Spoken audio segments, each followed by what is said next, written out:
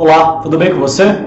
Meu nome é Rai Carneiro e nesse vídeo eu vou explicar para vocês um pouquinho sobre a rotina de trabalhar home office. Quais são os mitos, quais são as dificuldades, como encontrar essas possibilidades de home office que é tão almejada por diversos profissionais. No meu caso, eu trabalho com desenvolvimento de software. Então hoje eu atendo um cliente nos Estados Unidos e ele me passa bastante trabalho, bastante serviço na área de desenvolvimento de software. E aqui no meu escritório, na minha casa, eu consigo desenvolver esse trabalho tanto de desenvolvimento, tanto também de gestão de projetos. Tá? Hoje eu trabalho numa empresa americana, que nem eu falei, e nós temos equipes remotas. Então, começando a falar sobre as dificuldades, tá? Eu vou começar por essa perspectiva. As dificuldades de se trabalhar com equipe remota são inúmeras. Primeiro porque você não tem uma interação humana com eles, você não está ali presente para conversar com aquela equipe. Você não tem aquele face a face, aquele tato a tato com uma pessoa. Isso dificulta bastante. No meu caso, eu trabalho com o pessoal nos Estados Unidos e com o pessoal na Índia. Então, a nossa diferença de tempo é muito grande. Então, daqui para a Índia são 8 horas e meia. E nos Estados Unidos eu tenho uma diferença de 1 hora e meia, 2 horas e meia, depende de onde está o meu cliente.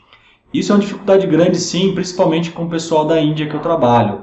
Por quê? Porque quando eu estou começando a trabalhar, eles estão saindo do turno deles. Então, às vezes, algumas coisas que você precisa, vamos falar assim, para ontem, você não tem. Você vai ter só para amanhã e olha lá ainda. O meu planejamento, então, eu sempre antecipo um dia antes as minhas necessidades e logo em seguida planejo o dia seguinte. Ou seja, no final do meu dia, eu já tenho que planejar quais são as tarefas do dia seguinte da minha equipe.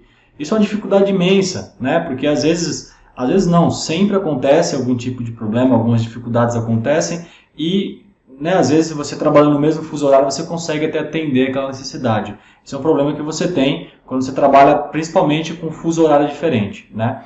Outro tema bastante aqui é sobre as dificuldades de cultura. Isso é uma coisa normal, as pessoas têm culturas diferentes, têm opiniões diferentes, né? No meu caso, eu já trabalhei com chineses, já trabalhei com americanos, trabalho hoje com alguns indianos e já trabalhei com o pessoal lá da Europa também. Então, assim, são cabeças diferentes, são formas de trabalhar diferentes, até a nossa conduta tem que ser um pouco diferente. Por que eu falo isso? Porque brasileiro tem aquele costume, a grande maioria pelo menos, de chegar no trabalho, de falar da vida pessoal, de contar o que fez no fim de semana. Isso, com outras culturas, é totalmente fora do contexto deles.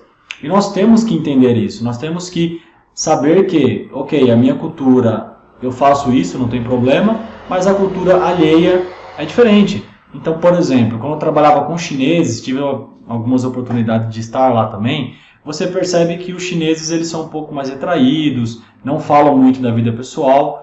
Os indianos, alguns deles também, eles não falam muito, né? Americano, acho que principalmente americano, norte-americano, eles também são bastante reservados. Então tem essas dificuldades, né? Eu particularmente sou uma pessoa que converso bastante, falo bastante, sou um pouco reservado também, mas não a ponto de estar duas pessoas ao mesmo lado e não falar nada, né? Mas enfim, essa é uma dificuldade muito difícil também e é uma coisa que a gente tem que pensar quando vai trabalhar com outra cultura.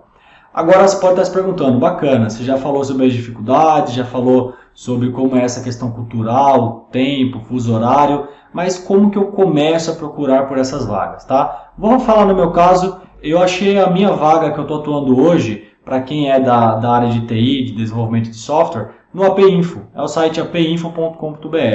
Lá eu procurei lá para o .NET, que é a tecnologia que eu trabalho hoje, e lá eu encontrei algumas vagas remotas. Demorou muito tempo para eu conseguir essa vaga. Eu me apliquei, se eu não me engano, em julho do ano passado, julho ou agosto, mais ou menos isso. E fui começar a trabalhar por volta do final do ano, de novembro para dezembro, fui começar a trabalhar lá. Então foram algumas etapas, foram algumas entrevistas e algumas coisas que você precisa para trabalhar com estrangeiros principalmente, né? Inglês, não é nenhuma novidade, tá?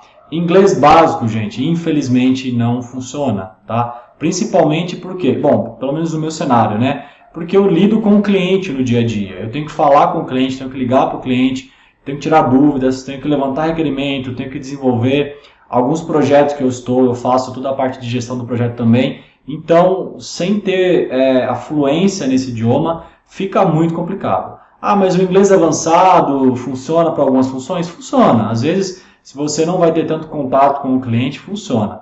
Porém, o ideal é que você tenha, não precisa ter fluência nesse idioma, mas que você tenha pelo menos o inglês intermediário para avançado, consiga compreender, né? Agora, se você fala com o cliente, esquece, você tem que ter essa certa fluência, né?